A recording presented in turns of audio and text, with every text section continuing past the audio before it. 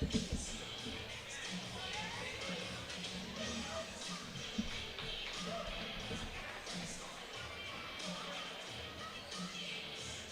wrestling weight class 126 for the Dragons, Harrison Kirk, and for the Saints, Jack Foster.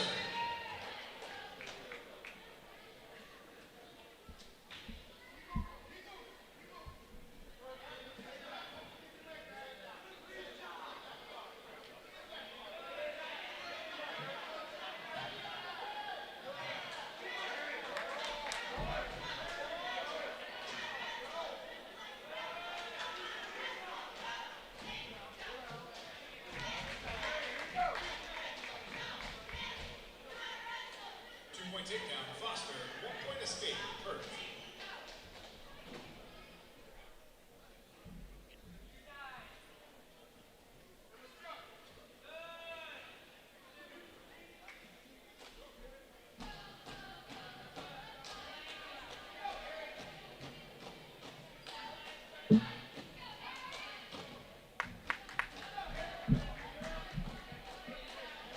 One-point escape, Kirk.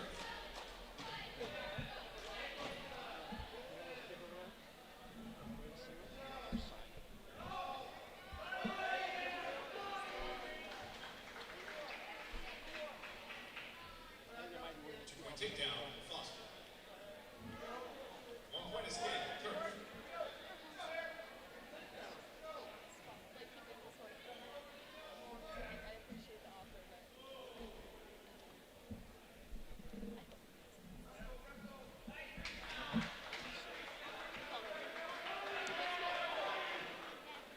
Two-point takedown, Foster.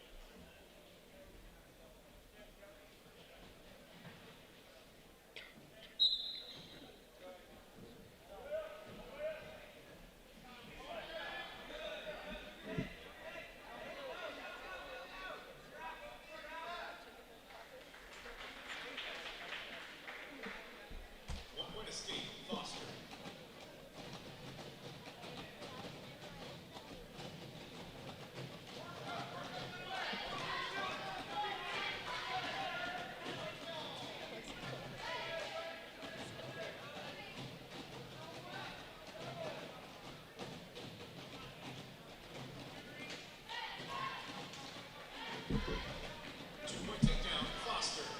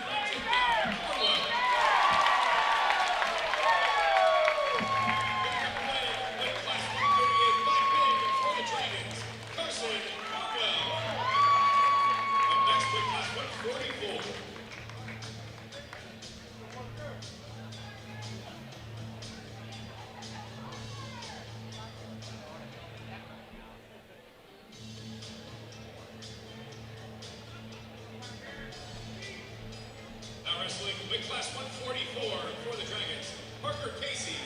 And for the Saints, Adam Cook.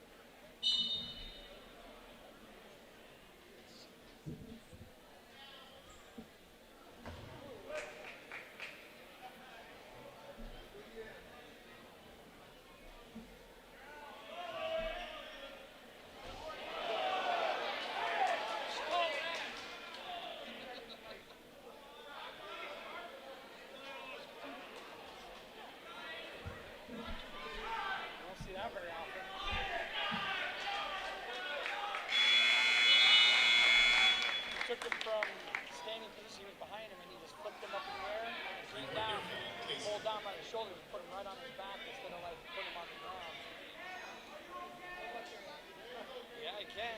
It's not. I don't know if I've ever seen it.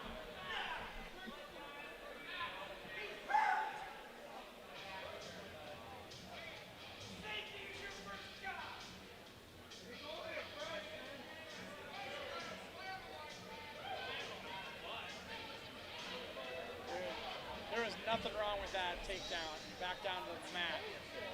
There's nothing wrong with that.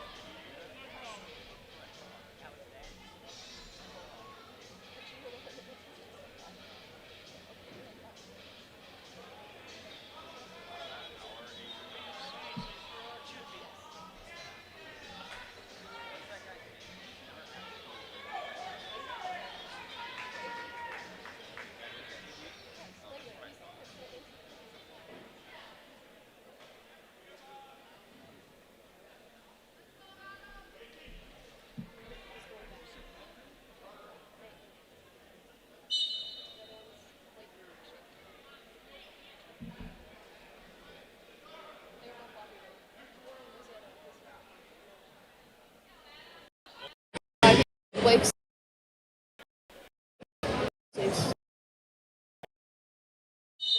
get down there on the mat. I thought he was right down there in the front row.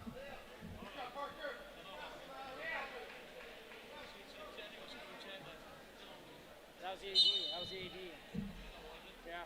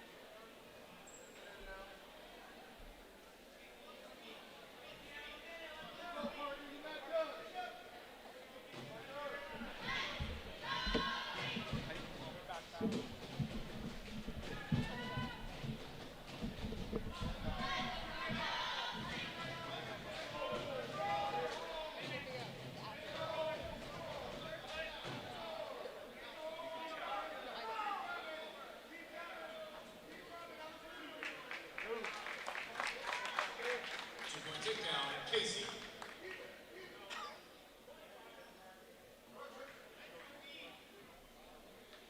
Turn here.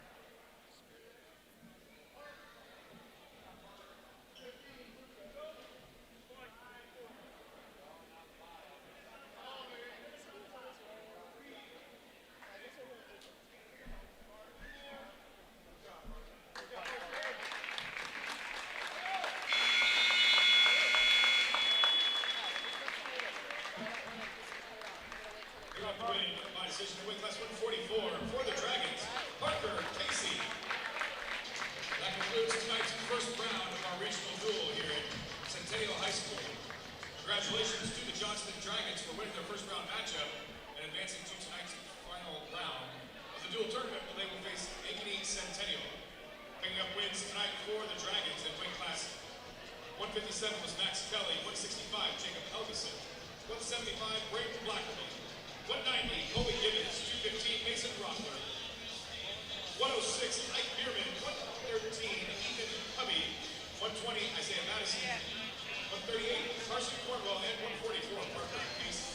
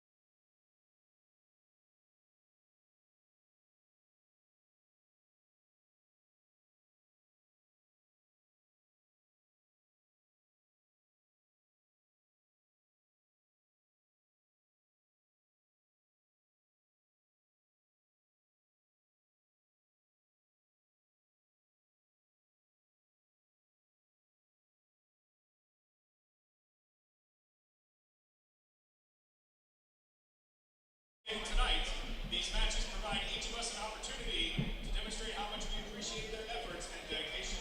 Together, we can all set the standard for good sportsmanship.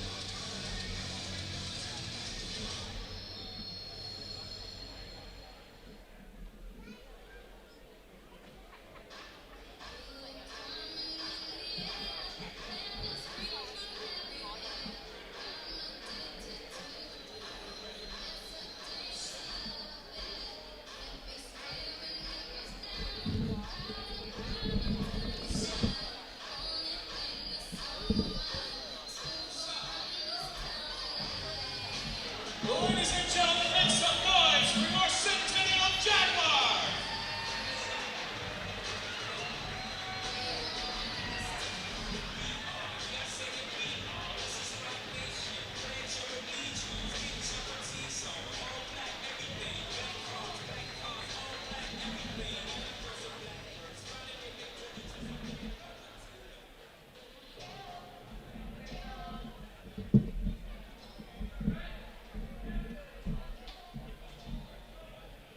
One more time, thank you for attending tonight's regional duel for the Johnston Dragons and your Ankeny Centennial Jaguars. Jaguars are led by head coach Jake Groff with the assistance of Mike Montana, Gene Hildreth, Max Davis, Tyler Williams, Brad Brule, Chris Outlaw, and Logan Boyle. Johnston Dragons are led by head coach Aaron Tecklenburg with the assistance of Steve Price, Zach Thompson, Robert Rubler, Troy Moss, Jeff Hogason, Ryan Hall, Joe Gibbons, Gerald Arbogast, Joel Hubby, and Matt Hoffman. We'll be starting off action tonight in weight class 157.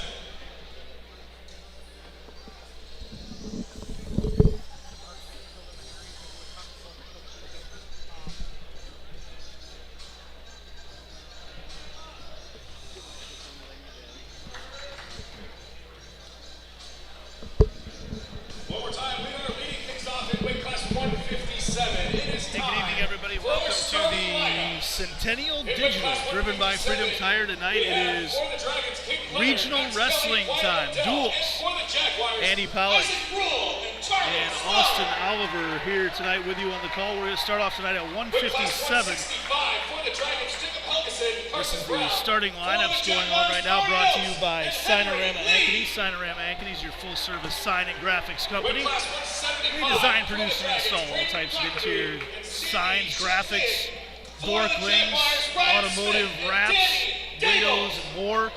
Visit them at signorama-ankeny.com. Austin Oliver tonight, as we look around right now after that first matchup, it is filled in. The gym's got a little extra electric atmosphere to it tonight. Yeah, got the spotlights on tonight. Johnston just got done defeating Xavier in the earlier match. Pretty sound beat down by Johnston. Dragons are going to be coming in with some positive momentum here into the finals for the regional dual meet here against the Centennial Jags. These two teams wrestled just a couple weeks ago with Centennial coming out on top in the duel down at Johnston. And, you know, a couple teams that historically have had just some really nice wrestling squads. Of course, Coach Jay Groff with Centennial, Tecklenburg with Johnston, and both teams, you can tell just by the crowds behind their bench that they've got very strong programs, very strong JV programs as well, and that's a huge key in getting to this level. Yeah, for the Metro, Johnston and Ankeny and just in general have been perennial powers for a ton of years. So I can even remember back when I was a kid, and that was a while ago, that both of these programs have been factors in the wrestling program in Iowa here. So we're going to start off tonight at 157, and that's by random draw. But what that means is we'll have to wait till our highlighted match of the night, and that's at 144. That'll be the second to last match of the night. Max Dable, the freshman for Centennial, will be taking on Parker Casey, freshman. At least that's who we expect to see him take on. Parker Casey, freshman for Johnston. So we've seen several tonight, and that's one thing I always get a kick out of is this chess match that goes on in a dual meet. As you see multiple times, there's been more than one guy going out in the starting lineups. Explain a little bit about the thought process there. Yeah, there's just going to be sometimes, depending on where they're at in the meet, that certain matchups are going to be more conducive to one team or the other.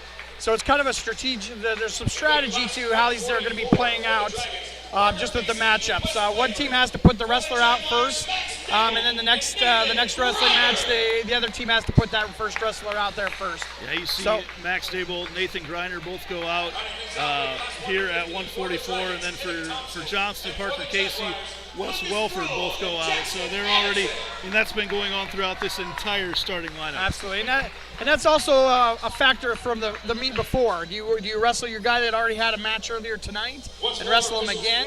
I mean, Xavier, with the Johnson-Xavier matchup being right before here, there's probably some, when those later matches came up, they're probably deciding on maybe putting out an underclassman rather than maybe their starting wrestler at that point too. So there's definitely some strategy in how these wrestlers are going to be matching up tonight. The winner of this duel will go on to wrestle in the state regional duel, or state duels, I should say. Tonight's regional duels. They'll wrestle in the state duels, the boys' state duels. That will be Saturday in Iowa City at MediaCom Extreme Arena, and that will be part of a huge 3 days of wrestling. You and I take off Thursday morning to go over to Iowa City to call girls wrestling. That sport has just exploded in popularity. Now wrestling, weight class 157 for the Dragons, Max Kelly. So Max Kelly for the Dragons will wrestle Isaac Brule to get started here tonight. You see Brule out there in his gray and black singlet, Kelly out there in the purple and white. Brule with a quick takedown. Comes around from behind. Just a quick move there by Brule. Yeah, just a little drag by right off the whistle. Gets 2 points for Brule right off the bat there, about 4 seconds into the match. You see him working right now, trying to work through to get that arm, and quick throw there off the edge of the mat. Nearly a dangerous play there, dangerous move, and it looks like maybe a shoulder is hurt there for Kelly. He is not feeling great after that. Well, he about got caught, so I'm not sure if it's his shoulder or his pride right there. It's probably a little bit of both there right on the edge, but I don't think it was a particularly dangerous takedown there on the edge, but maybe Kelly might think a little bit different. You saw Brule come through, kind of got the underhook through on him. He got right through the high crotch and got him up in the air, and you do not want to be a wrestler up in the air. As you see, Brule cuts him loose, makes it 2-1. Minute 40 to go in this first period as they're back to hand fighting. Brule quickly in on another double and another takedown.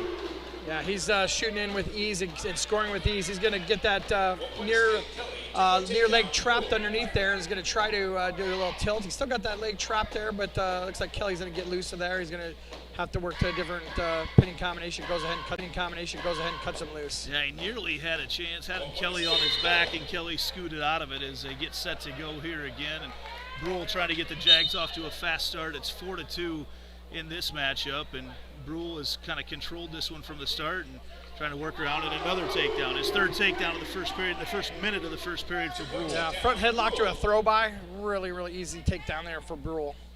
1 of 3 so far in the match, just a minute into the match.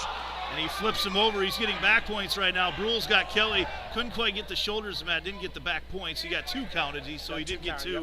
Makes it 8-2 right now, and Brule's going to cut him loose again. Brule racking up the points early on in this first matchup. And Kelly, you see, trying to shoot, and Brule just so quick tonight. Just unstoppable. Kelly's got no answer for the offensive Brule at this point. Brule looked like he was going to cut him loose. Looked like he was going to cut him loose, and then quickly got Kelly to his back. He's getting counted down in a pin to start off the night at 157 for Isaac Brule over Max Kelly from Johnston. Pin at 140 for Brule. Just a dominant performance by Brule, front to back. 4 seconds in to the very end with the pin. Minute 40. Well, I just thought it was interesting. He kind of was lulling Kelly in there. It looked like he was almost ready to cut him loose, and then immediately gets Kelly pinned down to his back. Got that little suck back. He had done that earlier in the period there, and almost I think he actually got 2 back points off of that first one he did, almost exactly the same situation. But was able to hold it that time. We move on to 165, Ari Eltz. Now wrestling, weight class 165 for the Dragons, Jacob Helgeson. Jacob Helgeson. Helgeson, a great wrestler for Johnston. Eltz, a crowd favorite here. You'll hear a lot of cheering for Eltz from the Centennial group here tonight. Helgeson's a big boy. Yeah, he is. He gets a quick takedown there as he works around Eltz. The Helgeson name synonymous with Johnston wrestling over the years. Father, of course, is defensive coordinator on the football team at Johnston. They've had some great athletes come out of the Helgesons, the Lake Mills Helgesons. Good, strong Norwegian name. As Jacob has a quick 2-0 lead here on Ari Eltz. Eltz back up to his feet momentarily, not quite able to get all the way out of it. As you mentioned, Helgeson just looks the part of a 165-pound wrestler. Tried to do a little roll through tilt here, but Eltz is having none of it. You might have to be careful. If he rolls too far, Eltz will end up on top. Yeah. Helgeson's Like got that. that nice 2-on-1 right there. That's what he's working in, trying to work that near side tilt, and he does get it all the way over. He's going to get a couple back points out of this at the very least. Looks like he's got 2. Flexing the core as Helgeson gets 2 there. As you mentioned, makes it 4-0 here at 165. We've got 40 seconds to go in the first period. Jacob Helgeson of Centennial, or of Johnston, Ari Eltz of Centennial, is there on that far edge of the mat. Helgeson's got that half Nelson, but it's a little bit too close to the side of the mat here for him to go ahead and get out and run it. He'll probably go ahead and push him off the edge of the mat and get back to the center of the mat. Just like you mentioned, and Helgeson takes his time getting back to the middle with 23.5 seconds to go in the first. Helgeson on top of Ari Eltz. This matchup at 165. See Helgeson working back and forth.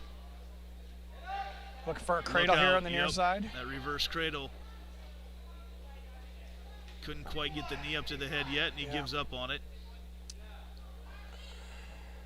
He gets that arm pin underneath on this near side. He's done that a couple times where he's trying to get it underneath, and his time expires in that first period. And it's a move that if you can get it, if you've got the body control to get him stopped right there, it's good, but it can also be a dangerous move if you go too far. Yeah, that little neck wrench that they reach up, it's a pretty popular ride now with the kind of the modern day wrestlers, the current day wrestlers. I don't think I saw that very much when I was a youngster, but I see a lot of that, just that little arm, it comes up and grabs that neck across the body. As he rolls, Helgeson rolls, trying to roll a wrist here underneath, but Eltz, pretty good position. Looks like he's going to get an escape.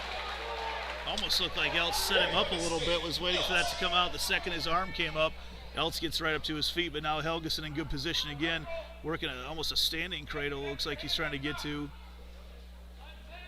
No points awarded yet. And there, Helgeson gets him back down to the mat. You can see he had control of the head.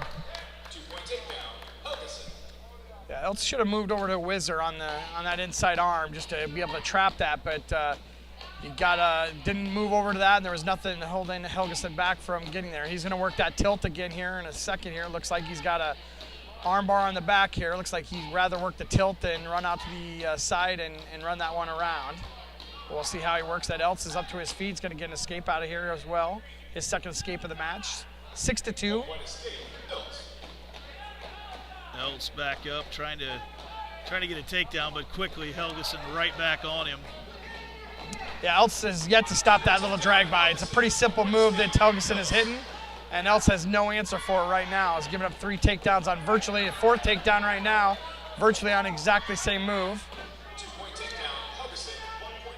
Another matchup tonight involving local teams. Ankeny really took it to Valley in the first round there down in Indianola. They are wrestling the Indianola right now, actually, after a big win over Valley earlier tonight. I was trying to check in on the score of that one. I think Valley was a higher ranked team, wasn't it? Valley was a higher ranked team. Yeah, Valley currently leads 15-6 as they are at 144.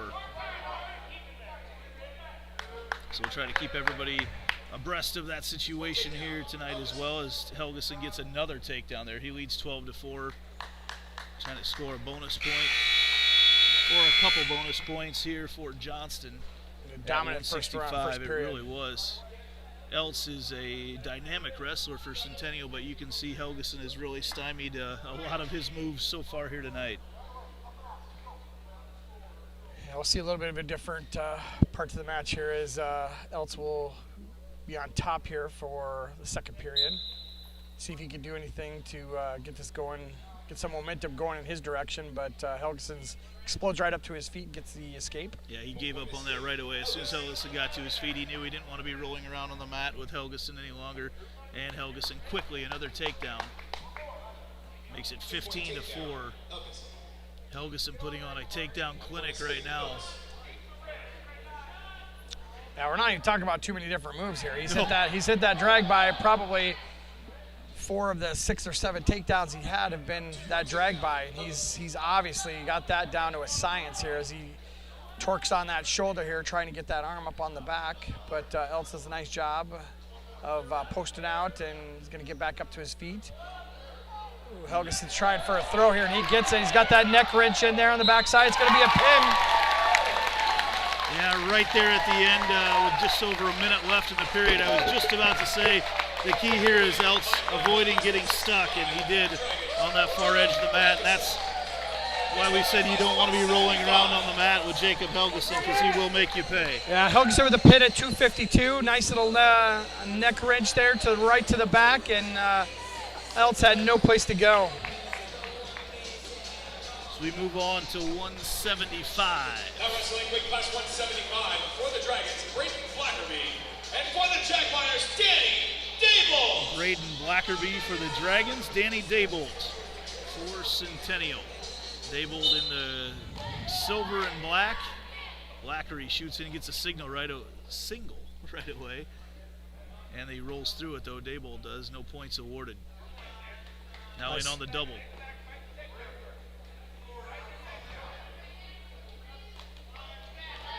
What are you looking for here? There's the takedown. What are you looking for when they're in position like that?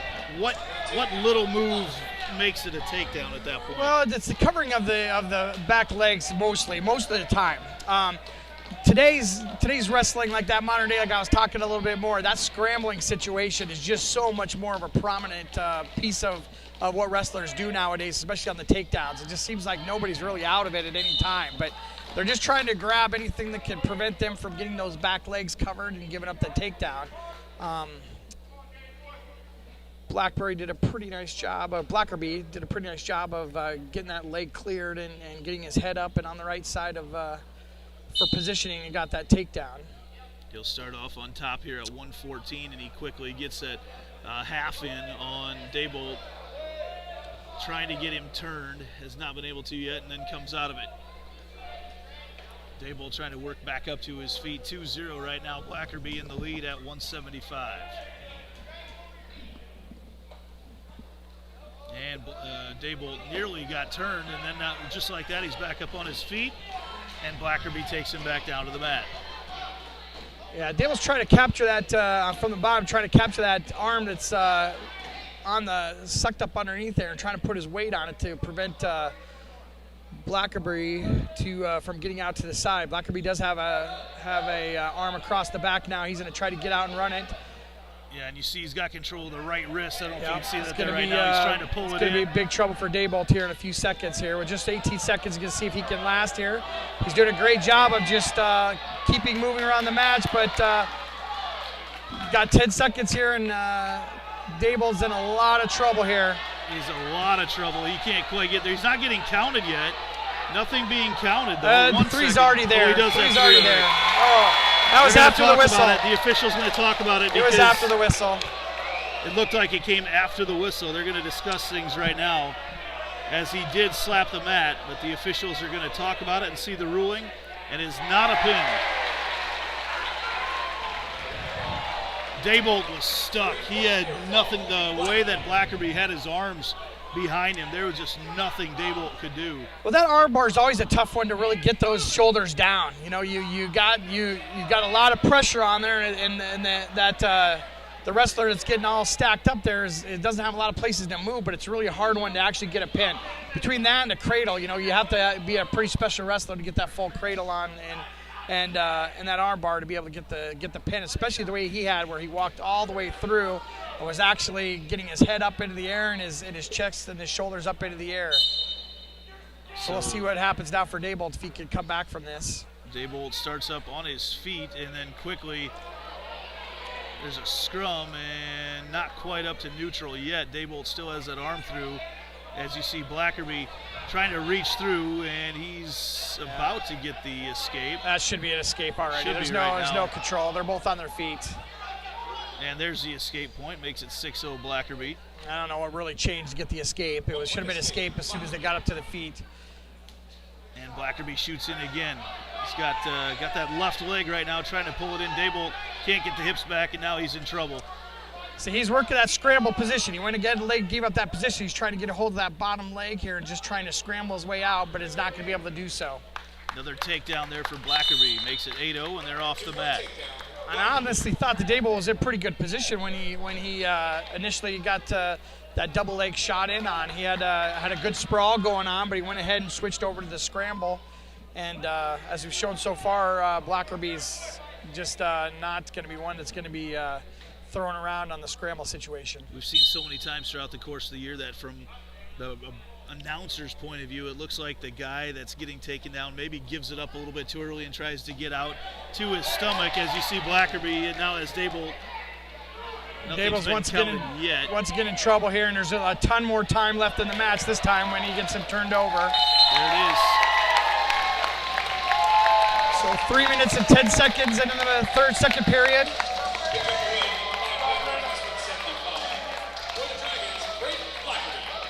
So Braden Blackerby gets the pin at 175, no doubt about it there in the second period there over Danny Daybolt. Now we move to 190. That puts the team score up to Johnston ahead by 12 to 6, up by 6 here. We've had pins in every match so far, 2 pins for Johnston and 1 for Ankeny. For the Dragons, Colby Gibbons.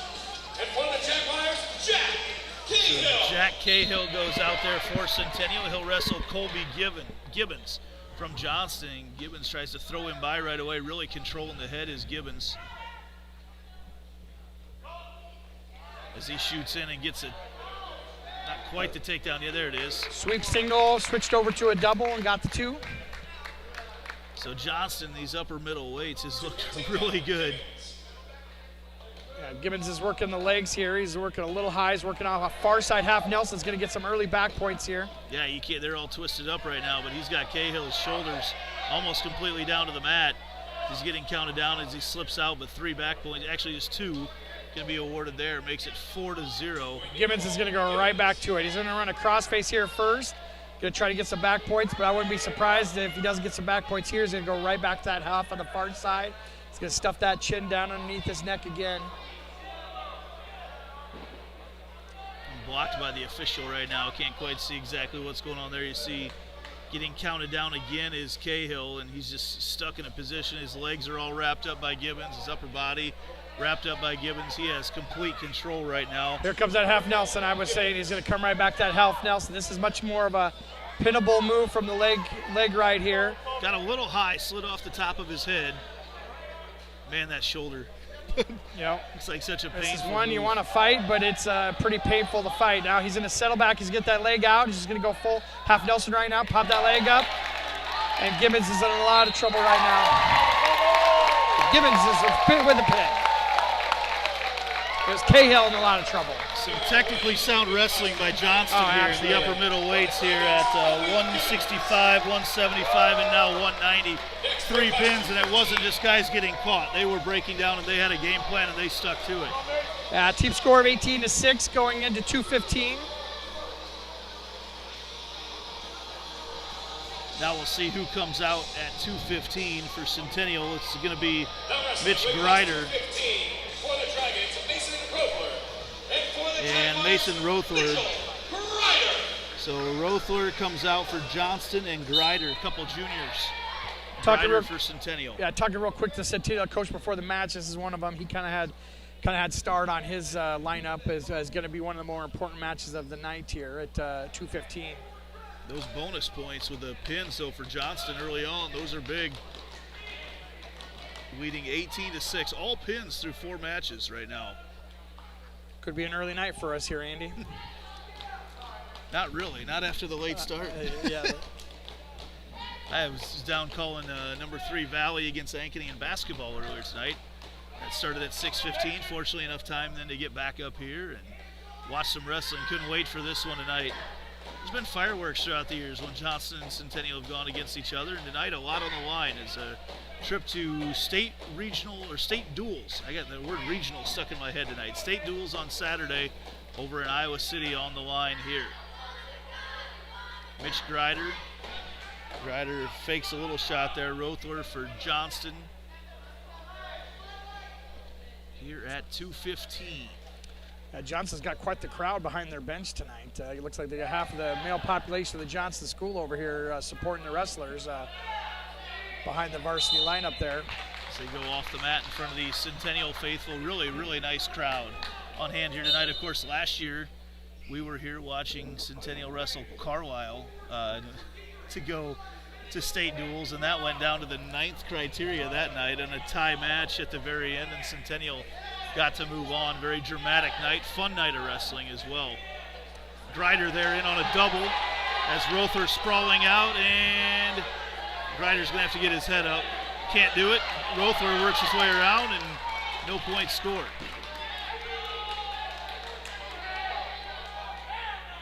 Grider quickly back to shoot again. Rothler fights him off. Rothler's got some thick legs. A double's going to be really hard to execute against him. Yeah, we'll probably look to see like a high crotch single here would be nice as they get to the end of the first period here. So Mitch Grider, Mason Rothler. It looks like we've got a little injury time. I don't see. Is there some blood out there? I think I saw like on one of the shots that maybe a finger just got like maybe just shoved up either the mouth or the nose there and caused something. Like the kind of clash of the face and the hand right there, and I think that's what happened. Maybe just a scratch there right on the nostril, but. Look out, get everything cleared up. Good opportunity to check on that Ankeny score tonight against Indianola. One more time, big thank you to athletic trainer Alyssa Rogge, keeping our athletes safe all season long. Thank you. Let's see, the Hawks trail 15-9 right now in that matchup down at Indianola as Grider starts on top. Rothler's out in a hurry. You hear a lot of coaches tell them hit that first move right away, then they've got a counter available, but they want to explode out on that first move, and Rothler did exactly that. Yeah, Rothler exploded up and was out in about 3 seconds there as Grider was not able to hold him down at all. Back up to our feet where it's been mostly Grider here, feinting and taking a couple shots. We haven't really seen very much from Rothler so far. Grider in on another single. He's got that near leg trapped here. He's going to try to get that shoulder rolled over. Looks like he's going to be able to get some back points here as well. Keeps going back to the head, but Rothler fighting him off. There he gets it. Grider's get him counted. Grider's going to want to switch that one over to maybe a reverse half Nelson here to see if he can get that pin, because where they're at right now, it's going to be pretty hard for him to get a fulcrum to get that other shoulder down. He continues to work on it. Actually, he's getting Rothler's right shoulder's getting closer and closer to the mat.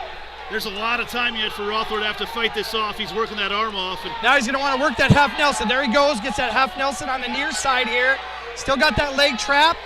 He's just going to want to power Nelson this one out as actually Rothler does get that leg out and he gets himself out of some trouble. Makes the score 5-1 after a 3-point near fall, but Grider was working on that head hard, but like you mentioned, it just didn't look like it was going to be possible to get that right shoulder down. Now he comes back in again, trying to set up a cradle, it looked like, for a second. Yeah, he's trying to roll that left wrist underneath. The stalling called on the Johnston wrestler as Greider gets all the way out to the side, putting a ton of pressure on that left shoulder of Rothler. Rothler's really not doing a whole lot right now on the bottom. He has got those arms there. Yep, Centennial side wants another stall called on him right now because he is just bracing right now with 2 seconds left in the period. Nice period for Greider. Really nice. He started on top. Rothler got the escape. Greider able to get that reversal and nearly had the pin. And like you mentioned, this is one of those key matchups on the evening. Greider trying to get out. Rothler gets him right back down to the mat. Ooh, Greider decided quickly he should not turn to his left like he started to.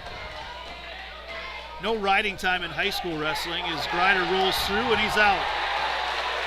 Greider with a little Grammy from a 215 pounder. You don't see that very often, and it actually worked for him. It takes a lot of momentum to get all the way through on it that does. Granby roll. 6-1, Greider with the escape and the lead right now, but man, these Johnston wrestlers have shown they know how to finish so far here tonight. We're going to have to see Rothler start to open it up here. He's been pretty much the defending wrestler pretty much the whole match as Greider's been the aggressor from pretty much the starting whistle here, but he's going to have to get something going if he wants to get back in this match as Greider tries for a high crotch there and gets stopped. Just seems like, especially in these upper weights, the longer the match goes, you do not want to be that wrestler trying to battle from behind. His conditioning certainly comes into play. Greider still has a trade locks on the head. Rothler exposed himself there for a minute, but Greider decided, hey, right now I lead by 5. Yeah. Just over 30 seconds to go. He's going to be content to take the win. And then Greider gets taken down there on the defensive move by Rothler. And he's back out. 6-3, 25 seconds to go. See if Greider takes a shot or if he just selects to play defense the rest of this match. Well, 7-3 the he score. hasn't taken a shot yet. He's trying to go for a throw here, which is Greider's obviously ready for. And they're off the mat. Greider Gonna be a gets stalling for call. a stall, which Yep. he can get a couple more of those right now with 11 seconds to go. Yep. And now we have more blood on the mat, it appears. We'll wipe that up. What do we have? Is that a tooth on the mat? It's the cotton swab. Okay. Cotton swab from the From up nose. here, If it's a tooth, it's a big tooth. it's a big tooth.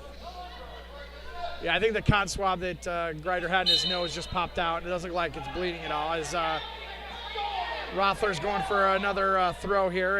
Greider works his way back onto the mat, kicks through, and 1 second, and that's going to do it. Mitchell Greider with a big win at 2:15.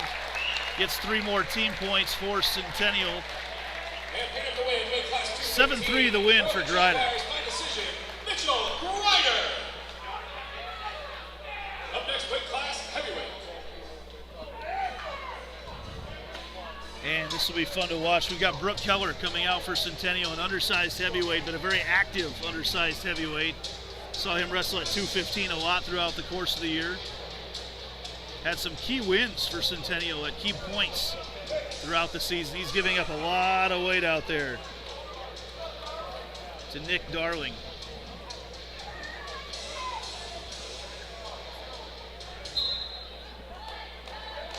Now wrestling heavyweight. And right away, Now wrestling heavyweight for the Dragons. Nick Darling. Darling gets poked in the eye, or what was? I looked down right away. Keller's going to want to probably make the most of this match on his feet right now, as they both take a couple swipes at each other's heads. You get the feeling in a match like this, the longer Keller can go, the better shape he'll be in, as he's probably giving up 50 pounds right now. Yeah.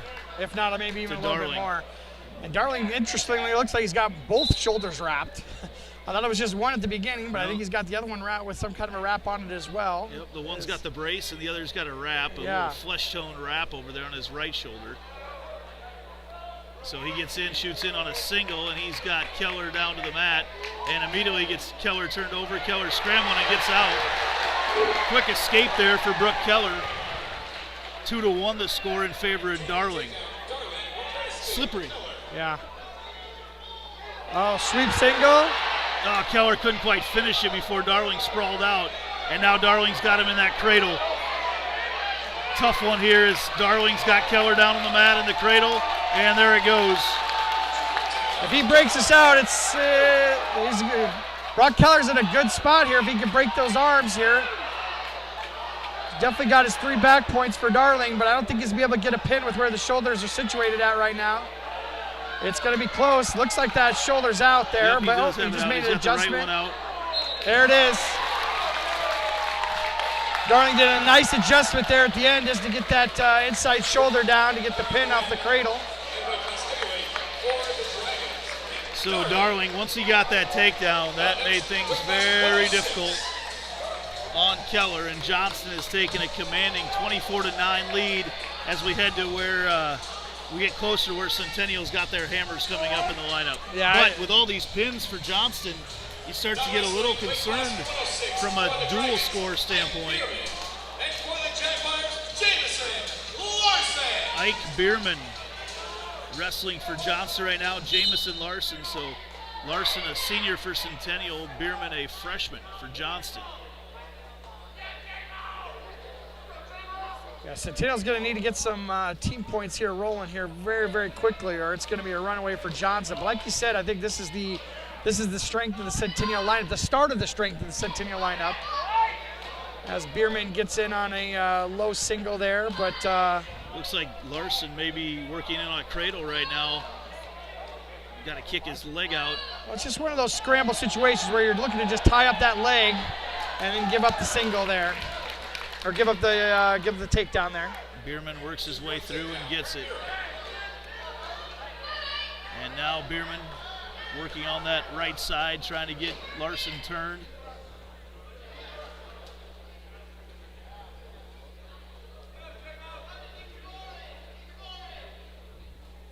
Looks like Larson. Yeah, it looks like Larson's trying to work hand control on the bottom there before he makes his move, but he's not able to get hand control. And he's got that. Bierman's got that 2-on-1 on that arm on the left arm of Larson right now. So he's going to be looking for a tilt, a near side tilt off of this. Looks like he's working that right now. Got that arm trapped. He's going to try to get his weight on the other side. He's going to use that fulcrum of the arm there on the left side to tilt that over. But Larson's done a pretty good job so far of putting his weight on that one.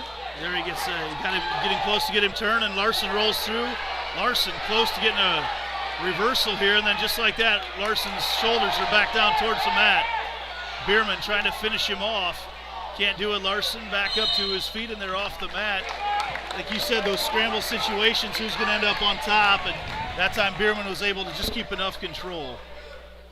Good kudos to Larson, because he almost had Bierman in a lot of trouble there when he tried to pull that over and run that arm bar.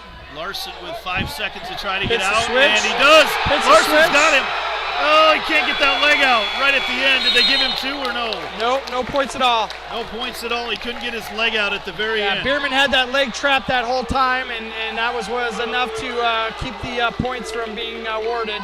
Crowd doesn't like it, but it's the right call. Absolutely the right call. Yep, just could not quite get that leg out at the end. He was on top, almost at his shoulders of the mat, but just couldn't quite get that leg out. Now Bierman will start up on top. Again, no riding time, so all that work by Bierman and really no harm done.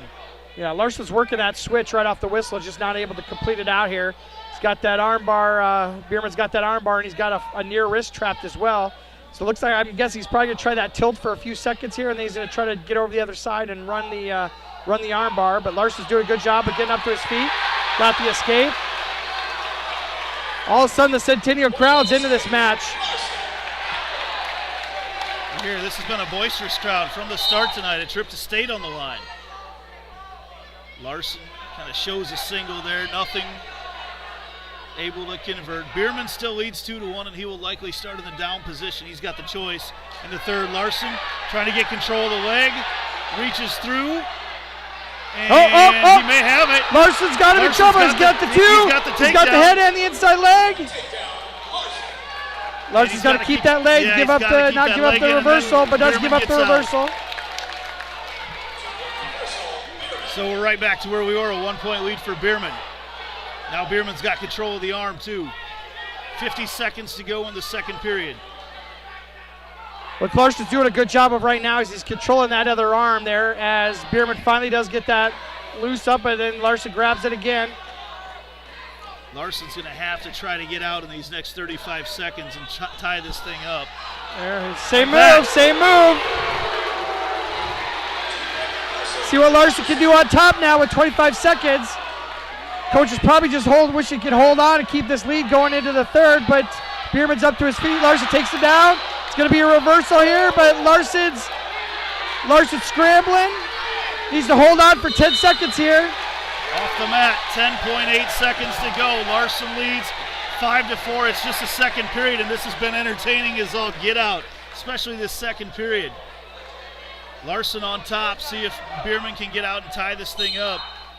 Larson gets his head down to the mat right away, and it gets out right at the end of the period to tie it up at 5 as we head to the third period. My guess, if I was Bierman's coach, I would have picked neutral, but he chooses to go down. Exciting ending coming up here, 5-5 as we start the third period. Larson starts on top. Bierman's out right away. He leads 6-5. Got a feeling we're going to see a lot of scrambles, and it's going to depend on who ends up on top. As you see, Bierman gets that right leg pulled in and converts it into a takedown. Just like that, he's got Larson on his back. He got a 2 count. And what do we have here? Bloody nose for Jamison Larson.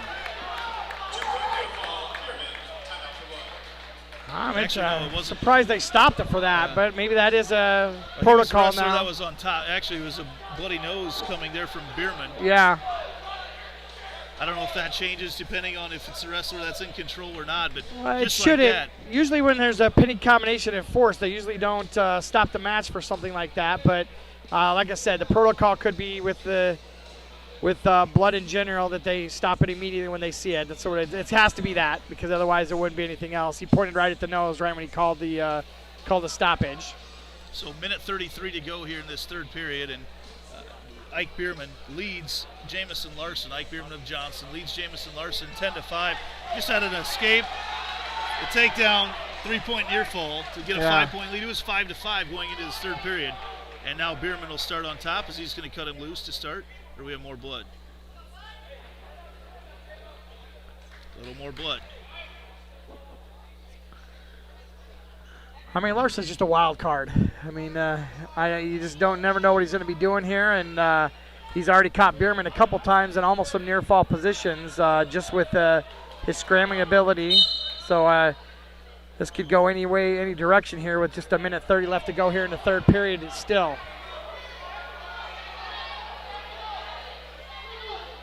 Big thing by Larson is don't give up any bonus points here. Yeah, we're sitting right at a 5-point lead right now, which would still be a 3-point win for the team scores right now for Bierman. Just a normal win here, but he's looking to get 8 points lead there to get those extra bonus points as Larson gets out to that sit-out position. But Bierman's got both arms trapped right now, and that's potentially dangerous. Johnston crowd doesn't like it at all. He's got to keep that arm parallel on the back, and he just was just a little loosey-goosey there as he started to take him over. Yeah, I don't know. Caution there. Yeah, they just put him up to the feet. Usually they just put him up to the feet nowadays. Let's just go up, give him his point, and just let him go up. There we go. Yeah, I don't think they do that very often anymore. So a escape there for Larson, makes it 4-4. Johnston coaching staff with confidence in Bierman. Now Larson shoots in. Bierman's got that back leg though. If Larson can convert this double now, started as a single. And Bierman's got control of that back leg, and look out because Bierman, there he is, an escape for Bierman. Or excuse me, the takedown for Bierman. Makes it 12-6, and he cuts him loose, make it 12-7. Shoots again. And another takedown for Bierman. Larson. So Bierman will want to hold him here after this one. You don't want to let him go on this situation. No, no. Don't want to cut him loose, but he's got to get one more takedown here to get that 8-point lead. Don't want to hold him here for the rest of the match here to get that extra bonus point. So that'll be a 4-point win for the team score for Bierman. Nice match out of him at 106.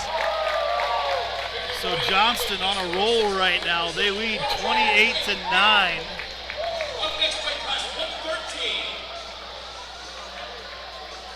Seven matches still left tonight, but a big lead for Johnston right now.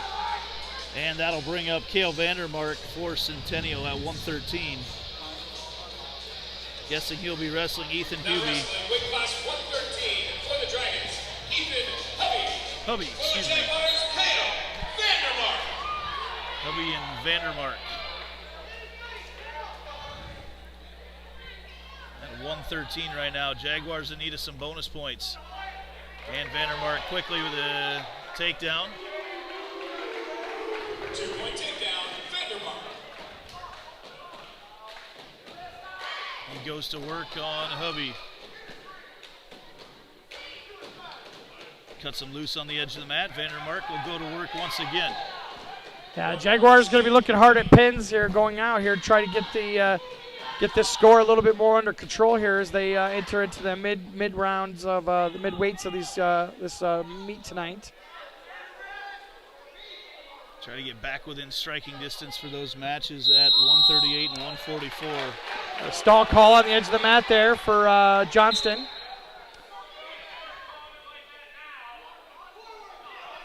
Vandermark misses on that one. Hubie counters, but Vandermark gets in on that right leg.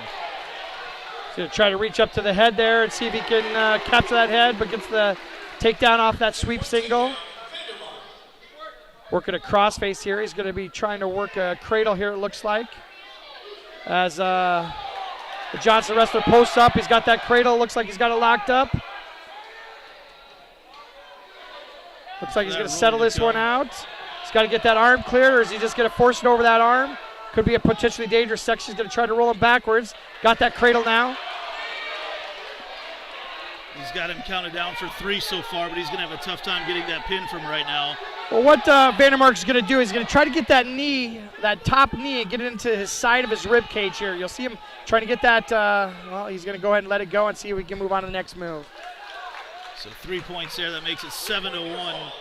Vandermark, he's going to go back to work. He won't have time right now. There's just 3 seconds left in this match at 113.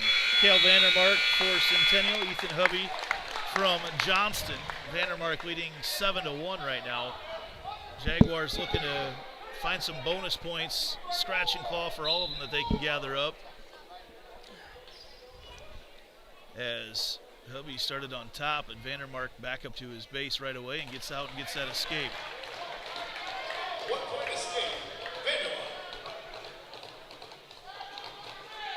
I think the Jags fans would love to see a 6-pointer here. Yeah, get him back into some contention here. There's another takedown for Vandermark. 2-point takedown, Vandermark. As he tries to get that leg in. I know there's some moves that you have to try to hit when you get him up on their feet like that. He's already got the takedown. Yeah, the referee's giving him some instructions to get him back down to the mat, or he can be called for stalling for not taking it back down to the mat or letting it go. So you saw the referee kind of like lean into both of the wrestlers and alert them of that fact. See Vandermark working in on that cradle once again. Yep, he's got a deep crossface. It's going to be probably going to be what he's going to be scoring on the rest of this match because he's able to get that deep crossface a couple different times here. There he goes. He hits it again. Starts to roll that over. He's going to get that cradle locked up. He's going to take it right back. Got a lot of time up. He breaks the cradle. Goes to the half. Far side half here. Ooh, that shoulder's double jointed on that far side, so it went to a potentially dangerous. So 10-1, 32 seconds to go in this second period. And maybe there we some go, more blood timeout. A few of these here tonight.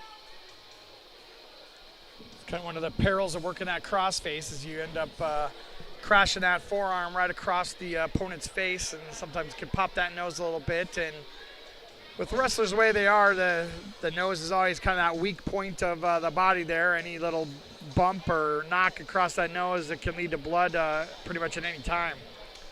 Basically, the Vandermark has been on top the entire time, but Hubby has fought his way through some tough situations so far, with Vandermark looking to maybe close this thing out. And Hubby's been able to fight out of it. Has only given up one 3-point move so far as Vandermark goes to move on top. This is Cale Vandermark, the sophomore of the two Vandermark brothers that we'll see here back-to-back. His older brother Cody is a senior.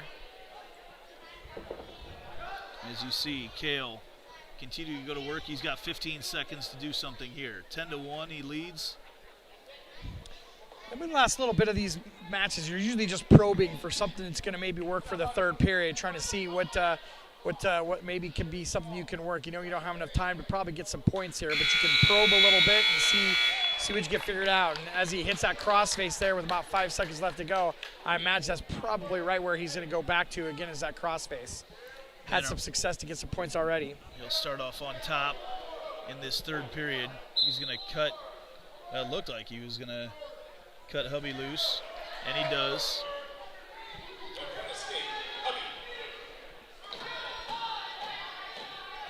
Makes it 10-2. Nice little ankle pick. He's got maybe some trouble with that arm trapped up on the back there. Trying to figure out what he can do with it, but he's going to try to reach around and grab that arm from the other side, and if he can get that locked up, that's a tight pinning combination. But it looks like Hubie's done a good job of thwarting his progress so far here. So he does get the 2 on the takedown, and there's a stall called. That's going to be a point for Vandermark, and second stall called on Hubby. Oh, nice move here. Got that head underneath that arm. Digging that got shoulder some ton in. of pressure there, ton of pressure. Much better position for Vandermark this time. He's going to get the pin.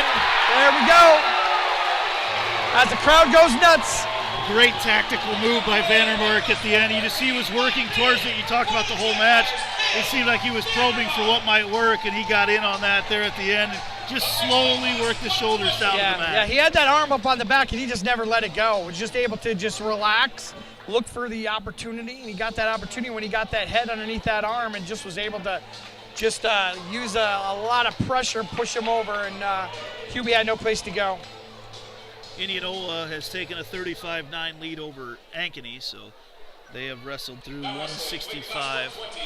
We're at 120 here. Isaiah Madison for Johnston and Cody Vandermark for Centennial. That was a big pin for his younger brother. And quickly Cody in on the single. Fireman's carry almost took him right to his back there. He's got control of that arm. Going to get him try to turn over on his left side, or right side, excuse me. It's when they're facing me that I have issues figuring out which arm it is. Yep. He's going to try to get some back points out of this. He's got that inside leg trapped. Almost got it trapped there. He's got it trapped. He's got that near side arm. He's going to at least get, looks like maybe get some back points out of this with a little tilt here.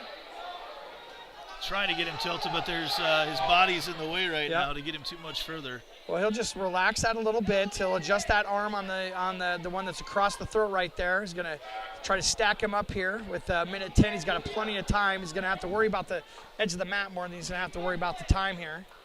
He's not got him tilted at all yet to get any back points. There we go, just settling down. Almost got some points there. Yeah, quickly. Madison was back, though, the other direction. It's only 2-0 right now. It feels like Vandermark's been in control this entire period.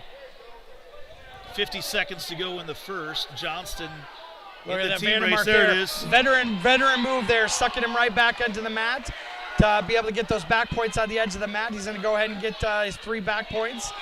He's going to pull back in with 30 seconds left to go. He's going to try to go for a pin here and end this match here in the first period. Madison almost has that inside leg out. He does get that out.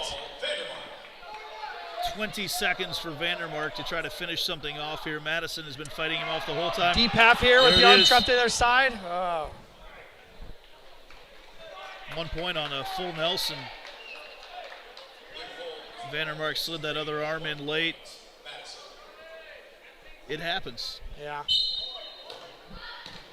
Well, when you're trapping that arm, anytime that they even touch, on that far side. It wasn't really a full Nelson, but they touched his. Vandermark's got a nice job. He's got something tight here. Oh. Close That was for a Cody Vandermark. quick three-point near fall there at the end of the first period as well. Stretches out that lead to 8-1, but he would have loved to have finished him off there. And it looks like Madison will start on the bottom here in this second period. If I was Madison, I wouldn't want anywhere near the bottom on this situation. You might want to get back up to your feet here. He's been on the bottom the entire period. So Cody Vandermark going to work here on Isaiah Madison of Johnston. We're going to see a stalling call here pretty quick on the Johnston wrestler on the bottom here for not working from his base position here. Not much he can do really at this point. Vandermark, there we go. There's a stall call. Vandermark's getting out to the side. That's his job as a top wrestler, is to get out to the side, trying to work towards a pinning combination. When that bottom wrestler is doing nothing but posting and preventing anything happening, that's when they get called for that stall. So Vandermark right now has got that arm on the back and a half Nelson here. He's going to just settle into this very easily with a minute left to go. Vandermark's in a great position right there, gets the pin. Centennial bench explodes after Vandermark gets that one. You can tell they feel like they're right back in this one. As Cody Vandermark scores 6 more points for the Jaguars. A lot of discussion between the coaching staff here right away. Ethan Sodergren will come out here to wrestle for Centennial at 126. Once again, in my conversation with Coach Groh at the beginning of the match, this is one of the other ones that he said was going to be a big match. Both these wrestlers have split coming into this match, so this one could go any direction here as well. I mean, really, where we're sitting out with that 21-28 team score in favor of the Dragons, this is a big match for both teams. So Chandrell Thompson of Johnston, Ethan Sodergren of Centennial. You see Thompson tried to throw him right away and almost got caught by Sodergren. You don't see, this is an interesting style. You don't see a whole lot of guys at 126 wrestling this way. These guys locked up, looked like they were each trying to throw each other to start. Yeah, a little Greco-Roman wrestling to start the match out for sure. Sodergren comes through. He's trying to get a single on that left leg. Thompson works his way around. No points awarded to anybody there. Minute 22 to go in the first period. Sodergren's in on a single now, but quickly Thompson gets his hips back and gets out of it. He's angling for a throw each time he starts to rear back up there to back up to the feet as Thompson's close to getting 2 here, but got high, look out! No points for anybody yet. That's got to be points right there as he steps over. Thompson's in a world of hurt right here. Sogren's a little high. He's got to get his. Sogren's in a great position. Thompson just powers his way back out off of his back. Just unbelievable. The strength of Thompson to get his way back around after Sodergren had him dead to rights, and Thompson, just like you said, the strength to get himself right back into it. And now Thompson he's got a goes cradle to work. here. He's working a cradle. Thompson's working a cradle. Looks like he's got it locked up. Sodergren's going to get that inside leg arm out. Yep, there he goes. Got the escape. Wow. 6-2, Sodergren in the lead. Sodergren keeps shooting and shooting and shooting right now. He's got control of that leg. If he can convert this with 15 seconds left. Thompson trying to work as well, but Sodergren driving through. May see a stalemate called here shortly. Yep. There it is. Just under 7 seconds to go in this first period. Highlight match here at 126 between Ethan Sodergren of Centennial and Chandrell Thompson of Johnston. Sodergren in a quick lead, 6-2. He caught Thompson on his back. And that's going to do it for the end of the first period. Big start for the freshman Sodergren.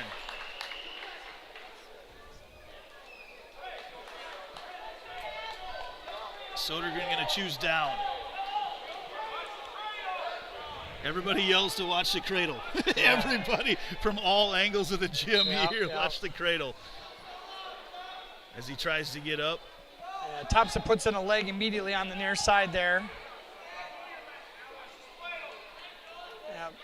Trying to work a spladle there from the feet there.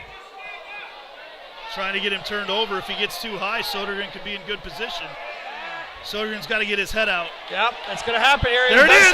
It puts him right on his back. Thompson's in big trouble. It's a pin! Huge pin for Ethan Sodergren. Huge! The crowd's going nuts here at Ankeny Centennial. You saw Thompson just get a little high as he was trying to ladle him. Got a little high, and then Sodergren put the clamps down. Yeah, Sodergren was just able to just calmly let Thompson just kind of slide off the top and look for an opportunity to get that head out. And lo and behold, he's right there laying on his back, and Sodergren was able to put the pin on him. Just like that, it's 28-27. Centennial's gone with 3 pins in a row. None bigger than the freshman Sodergren coming through at 126. Now we move to 132. Andrew Rowland, who's had an outstanding year for Centennial. He's in on a single right away. He is wrestling, I believe they said Owen Gilbert, correct? I think that's who he's wrestling against. So, I believe so. And he puts him down to the mat right away with a headlock. Rowland had him down quickly with a takedown, had him briefly, had his shoulders to the mat. Now he goes to work on top. Rowland. Try through for a roll through tilt there. He's going to run the crossface here. There he is working in on the cradle, and quickly Gilbert's out of it. Back up, Rowland going to try to get him back down to the mat, throws him down, almost had him onto his back. He's got that inside leg caught again, like they're so close to the edge of the mat, it's going to be tough for him to convert that over there that far away. But you saw like Vandermark worked him in a little bit and then was able to still turn him here. We'll hopefully see him do the same thing, but not enough room there. Couldn't quite finish it off on the edge of the mat. A 2-0 lead for Andrew Rowland as him and Owen Gilbert, the freshman, come back to the center of the mat. And now they want to discuss. Coach Jay Groff is over to discuss back points. I don't think he's going to get them. I never saw anybody counting. And he briefly threw him down to the ground, but never was able to get him tilted long enough. As Gilbert gets out quickly, but Rowland almost rolled over. Now Rowland traps that near side leg, inside leg again.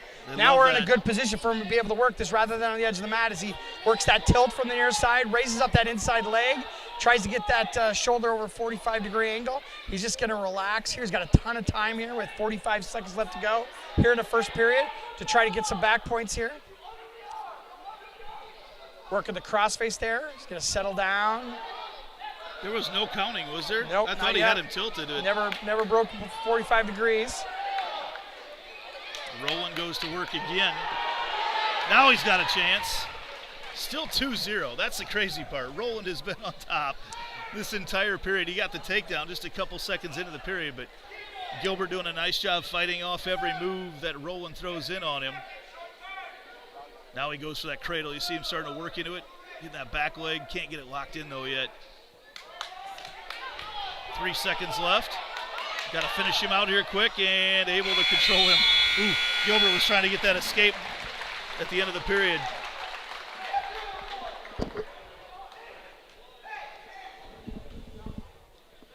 Looks like we got some blood timeout here. So these last 4 matches will decide who goes to this weekend's state duels. Austin, you and I take off here in about 36 hours to head over to spend our next several days over there calling wrestling for the girls, which has just exploded in popularity. It was incredible to walk in and see the mats door to door at Hy-Vee Hall on Friday morning and watching wrestling all day down there. The Ankeny girls wrestling team, which is Ankeny Centennial North Polk, they've sent 8 wrestlers on to state, the most that they have in their short lifespan so far. And there's a lot of people talking today. You could be looking at a top 5 finish for those young ladies. Gilbert throws Roland down to the mat, but Roland gets to the front, avoids getting thrown to his back. Roland may run out of space here. He's out, gets the escape. Roland on the headlock again.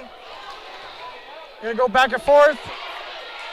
Roland's gonna have it locked in here. 1:30 left to go in the match. Here's got that inside leg outside. It's a little high, little high right now. Has to come back from the other way. Deep crossface though there.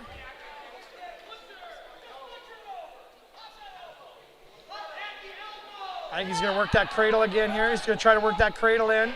Man, they drive those arms through the face Looks hard. like he's got that cradle locked up. It's just going to be a matter of him figuring out how he's going to take this one over. He's going to roll it over the top. Ooh.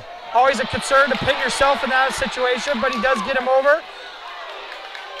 Roland trying to finish it off. Now He's got Roland's to get that right shoulder. There he goes with that near side knee, that top knee. He's going to try to get into the ribs to get him stretched out, to get that inside shoulder down. He's got 50 also working seconds. on that plant to get that plant foot out of there. That Kicking right shoulder, foot out. that right shoulder just won't get down. He gets 3 more, but nice job by Gilbert to fight out of that. Just got a little bit too far out, a little loose on it, but he goes back to work, leading 8-0. Tried to get in on the cradle once again. Oh, nice switch. Look out. Roland just got caught. Roland just got pinned. No. Wow. Andrew Roland led 8-0.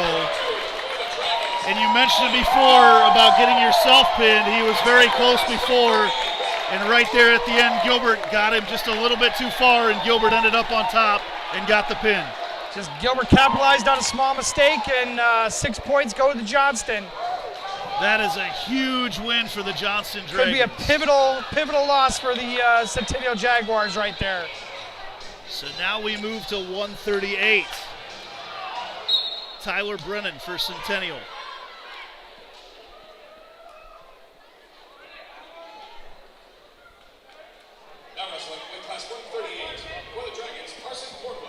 Carson Cornwell for Johnston, and Tyler Brennan, like we mentioned, for Centennial. And now you run into the situation, if there's another pin for Johnston, this thing's over. Yeah. Have to get a win if you're Centennial here. Brennan brings Cornwell down to the mat. Both wrestlers back up, no points awarded. Man, what a devastating blow to Centennial. At 132, Andrew Rowland led 8-0 before Gilbert caught him on his back. Now you see Cornwell going for the throw here. Trying to get him tossed, but fighting with it and fighting back in, and no points yet. And then thrown down right at the end of the mat. They're off the mat, no points awarded. Johnson crowd wanting 2, but that wasn't even close to 2, especially at the ends of the mat.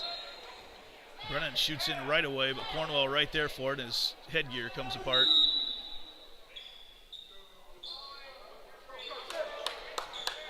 What a fast match here tonight. There's just pins all over the place.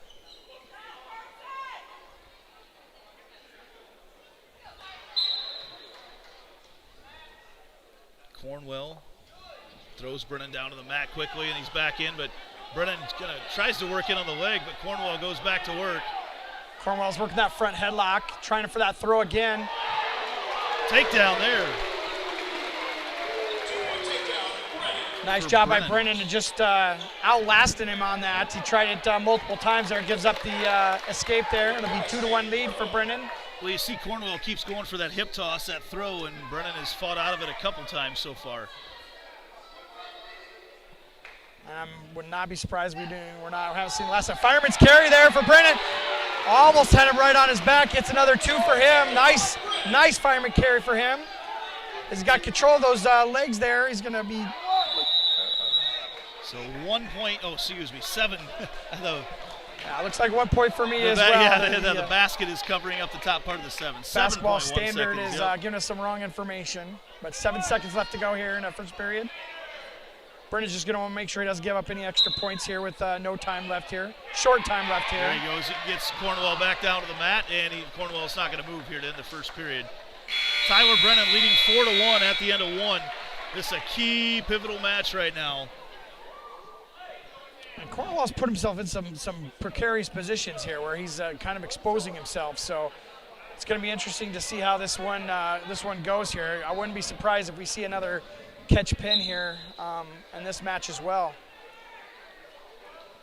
Cornwell working on Brennan right now. Brennan trying to get that escape point. Yeah, Brennan with a sit out, and Cornwell's happy to just stay behind him and trying to suck those shoulders back as Cornwell tries to put in a leg, but Brennan catches it on the way in. That's going to put himself in a decent position here as he's underneath that inside leg there.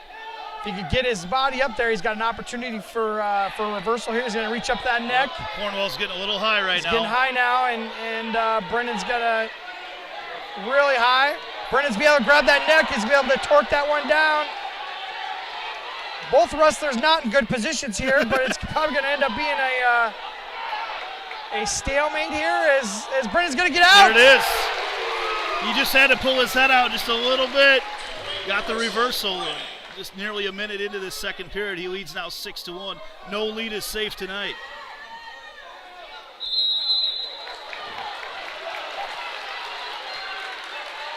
Well, I'm looking ahead to the last 2 matches. I know we have one of the key matches at 144.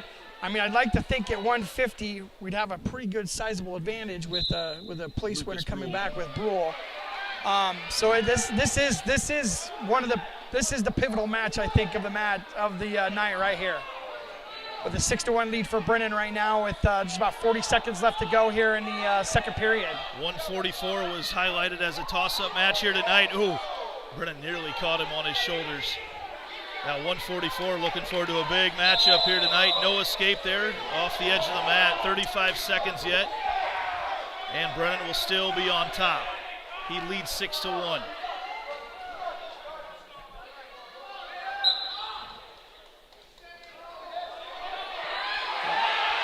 Half, half, half. Crowd yells half, half, half. Does get the half in, but he's up to his base here. And he's able to shrug over, and now he's got Brennan in kind of a bad position. Brennan gets his way out of there. He did get 2 points, though. Ooh. Puts this match into a precarious position at 5-6. Still in favor of Brennan.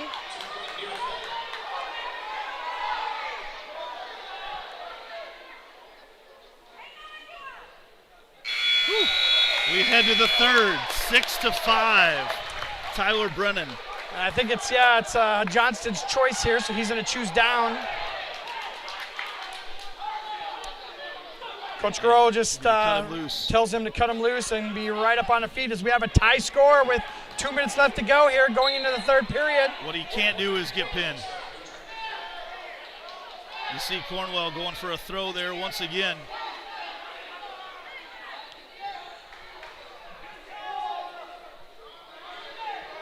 Exciting finish. Brennan shoots in. He's got the single right now, but Cornwell coming over the top. Brennan's going to go to work. Brennan can get his head out. He's going to get another takedown. That's going to be a stall call. That's a stall call. What's that say? I don't know what that say. They did call it. It's fleeing going to be a stall call. Yep. Fleeing the mat. Fleeing the mat, yep. He had one goal in mind, and that was to get off the mat. So that's big because now the pressure is on Cornwell to get the takedown. With 1:20 to go in this period, and then another single shot for Brennan. And Cornwell's put himself in these scramble positions over the course of the match, but Brennan's come out on top every time so far, other than the reversal there in the second period. But Brennan's comfortable in this position right now. Yep. He's being very, very patient, very, very calculated. And he's trying to get some back points here as he's got control of those legs there. No points yet. He's got to be very close to getting Brennan some points if he can sit down and get the control of those legs and sit back up. But it's probably going to be a stalemate, and it calls a stalemate. Couldn't quite get the back down to the mat. 47 seconds now. Brennan leading 7-6. Must-win match for Centennial here.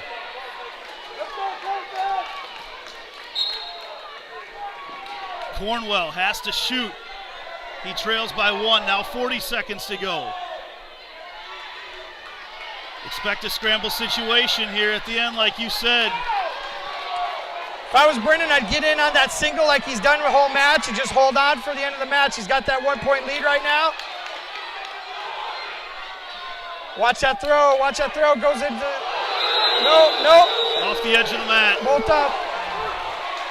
18.9 seconds to go. If Cornwell had about 3 more inches, he would have just scored the go-ahead takedown, but he did not Honestly, have Brendan it. was in a decent position to get a takedown off that too if they scrambled out of there. So it's going to be interesting to see how this one goes. 15 seconds left to go. Down the mat, Cornwell up on top. Brennan's got to stay on his feet. Brennan There man goes. up on It's a top. two-point. Two-point takedown Get for that Brennan. pin. Look out! 4 seconds, 3 seconds. Brennan's not going to get Settle the it pin. down, settle it down. He's close. He got it at the horn. Tyler Brennan gets the pin. They're going to discuss it, but they slapped it, and that was Slapped it before the before horn. the whistle. That is a huge win if they call it. The officials are going to talk. He slapped it before the horn. Let's find out what the ruling is. That's a huge 6 if it goes for Centennial. Either way, the 3 is big. He got 3 points. They did give him the points for the near fall, so it's just a decision. And are they waving it off? I can't tell. They're going to discuss it down here.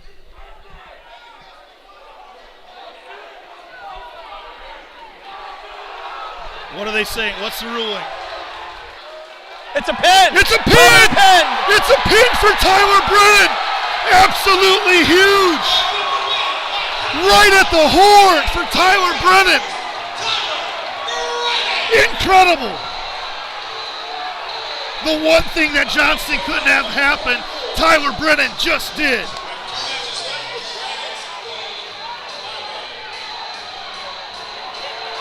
Coach Aaron Tecklenburg is not happy right now, but from up here, that hand was definitely slapped on the mat before the horn went. Can the producer get us a replay? we can get a replay. We can see it here. We can pull it up on our own. You can rewind YouTube right now to see as well. It clearly was mat. He hit the mat before the whistle. They're still talking about it here. So now, in a 1-point match, we're going to have Max Dable, the freshman, for Centennial. This was the toss-up match of the night. Big highlight, Dable, just a freshman.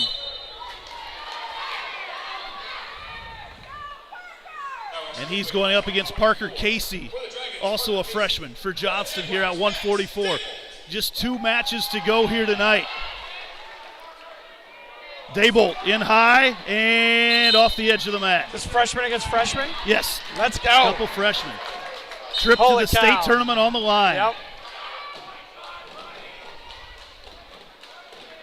Shooting in there is Casey. Getting up a little high on Dable. Dable is out of it.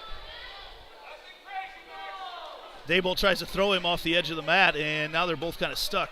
Yeah, it'll be a whizzer right there on the edge. Ooh, that's not what you keep that want. whizzer, and as long as he's got that whizzer, he's not going to give up 2 points. Now Dable leans into him. They're off. Back up the middle.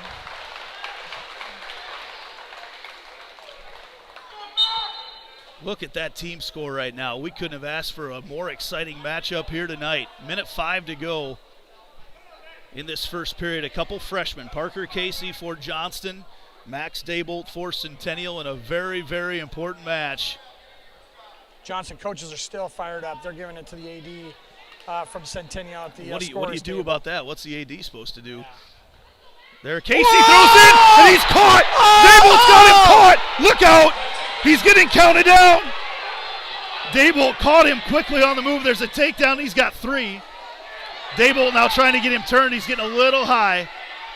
He's got that inside arm trapped, so it's he can get out and put some fulcrum, but holy cow! We almost had fireworks across the bow of the ship there. He got 3 counted down, so a 5-0 lead right now for Dable. This will be called potentially dangerous here in a second. That'll be potentially dangerous as soon as he gets that foot off. But Daybold's nice job. He's an experienced leg wrestler apparently. Daybold now has to be careful he doesn't end up on his back. There he works back into it. Ooh, right there at the end. He had Casey's shoulders to the mat at the very end, but not long enough to get the pin. It's 5-0, Max Daybold in the lead, but all night long, no lead has been safe. It is just crazy the amount of late period pins that we've seen throughout the course of this duel. Daybold chooses down.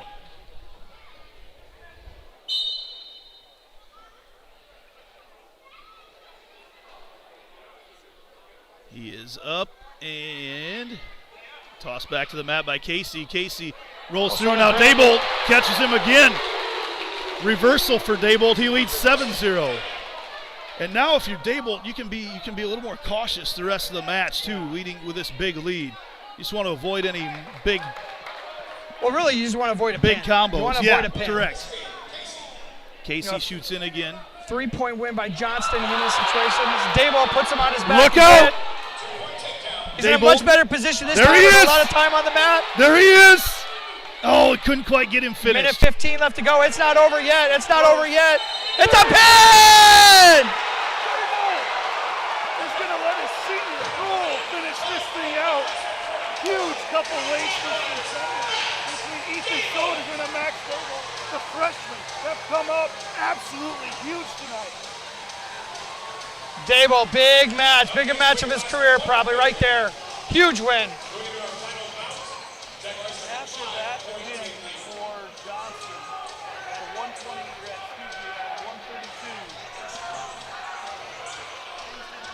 for Centennial. And just like that, all Lucas Rule has to do is not get pinned. And Lucas Rule, one of the best wrestlers in the state.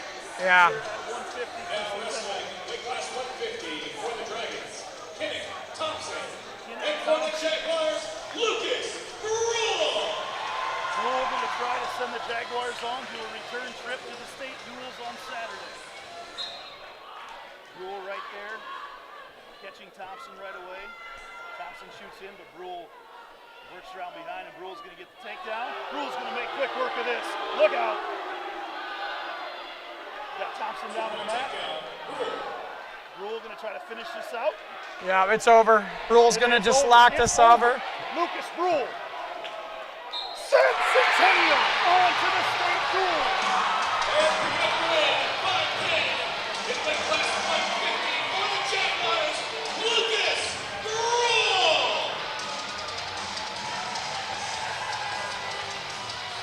One heck of a match there from both teams. Whew, what an exciting night of wrestling. This was back and forth, a big, big lead for Johnston to get started. We knew Centennial had the meat of their lineup coming up, but the path that Centennial took, getting those pins at the end of those late period pins, what a gutsy group, what a gutsy performance tonight from Centennial. Yeah, that 132 match, I thought it was going to be just the momentum was going to be going the wrong way, but Centennial just stepped up and made it happen there at the end. Wow. Incredible. Just an incredible match. I'm exhausted right Well, and 45-34 doesn't even speak to how close this was. I am absolutely spent from calling this tonight. What a night. Wrestling, I mean, just in the amount of big-time moves that took place throughout the course of the night. That's something else. And the freshmen that came through for Centennial. Absolutely. Just a couple huge wins. Ethan Sodergren and Max Daybold, of course, Tyler Brennan, a late period pin. I mean, just a couple huge wins for Centennial throughout the course of the evening. We want to be sure tonight and thank our sponsors who have made this postseason wrestling possible. Roof, Iowa, Anne-Marie Gerke, an agent of Farm Bureau Financial. Joe Bennett, who's been our wrestling supporter, our wrestling sponsor all season long. Look at the appreciative student section out there. Yeah. What an atmosphere it was here tonight in the gym. The Ankeny Wrestling Club. These guys, so many of these guys went through Ankeny Wrestling Club growing up, and including our super producer Mav, and they were gracious to support us and help get this on the air tonight. And also the Ankeny Centennial Basketball Club, who's very supportive of all the students. Coach Jay Groff is over there with the student section, getting everybody hyped up, and just I thought that was great. Excuse me, that's not Groth over there. He's right here. But man, just what an exciting night of wrestling. So many times throughout the course of the year, wrestling meets are done before the end. Tonight, just go right down to the end. We're going to go to center stage right now with Nate Raymond and the Centennial wrestling team. Presenting the banner and medals to Coach Jay Groth and the Ankeny Centennial Jaguars wrestlers. How about a big round of applause to all three teams tonight, and congratulations to the Jaguars. You are advancing to the IHSAA State Dual Tournament this Saturday at Extreme Arena in Coralville. Thank you for coming out tonight and supporting the Iowa High School Athletic Association and Centennial Jaguar Athletics. Please drive home safely and go Jags! So a huge night of wrestling for the Jags, an exciting night, and the Jaguars are making a return trip to Iowa City. Austin tonight kicks off our week-long worth of coverage for wrestling. We're going to be busy. I'm not going to lie to you, if every day is like this, I'm going to have a tough time keeping up. It is. It's going to be a busy couple days here as we head down to Coralville on Thursday for the Girls State Wrestling Tournament. A full 2 days of calling matches there, and then the Centennial Jags will be down there on Saturday for the Team Dual States. 45-34, the final night. Centennial is excited. Just an absolutely classic way to head on to state. You don't want to have it any different than this. I mean, like you said, so many times throughout the course of the year, we've seen matches decided that, 4 or 5, or duels decided with 4 or 5 matches left. Not the case tonight, and just big move after big move. So many times that it went down to the final second. Yeah, Johnston really stepped up, made it a match for sure. So they got a couple key wins for themselves as well, and just at the end, a couple key wins came out on top for the Jags. Great night of wrestling. That's going to do it here tonight. We want to be sure and thank everybody. Thank our crew tonight, Carter, Tyler, and Addie for running everything, keeping everything on the air. Of course, the administration here at Centennial, who always gives us a bird's eye view, a great shot of everything here. And of course, the Iowa High School Athletic Association, without them putting on this tournament, we don't get moments like this tonight. The final Centennial on the state tonight, 45-34. For Austin Oliver, I'm Andy Pollack here on Centennial Digital, and also Matt, our super producer Matt. Andy Pollack and Austin Oliver here on Centennial Digital, driven by Freedom Tire. Sportsmanship starts with you. Good sportsmanship means showing respect to student athletes, coaches, officials, and those around you. Good sportsmanship is about character, accountability, and setting a positive example in and out of competition. Before the game starts, remember, sportsmanship starts with you.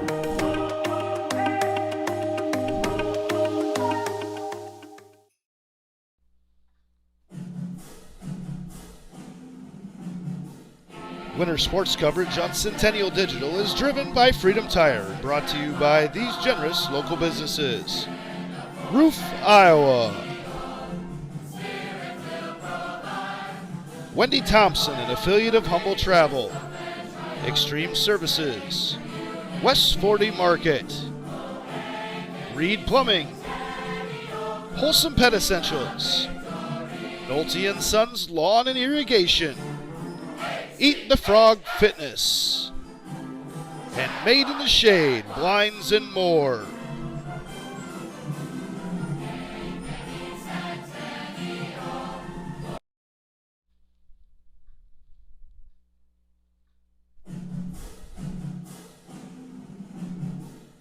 Winter sports coverage on Centennial Digital is driven by Freedom Tire, brought to you by these generous local businesses.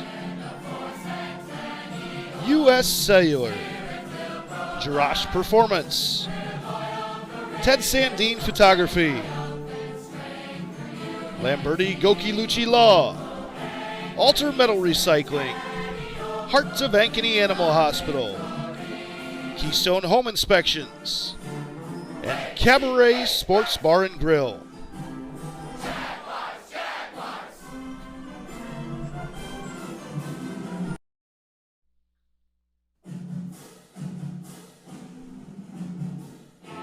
Sports coverage on Centennial Digital is driven by Freedom Tire, brought to you by these generous local businesses. Roof, Iowa. The New York Life offices of Josh Cowart. Weichert Realtors, the 515 agency. Jay's Cookies. Lamberti Goki Lucci Law, the Zoom Room, and 72 Degrees, your comfort company.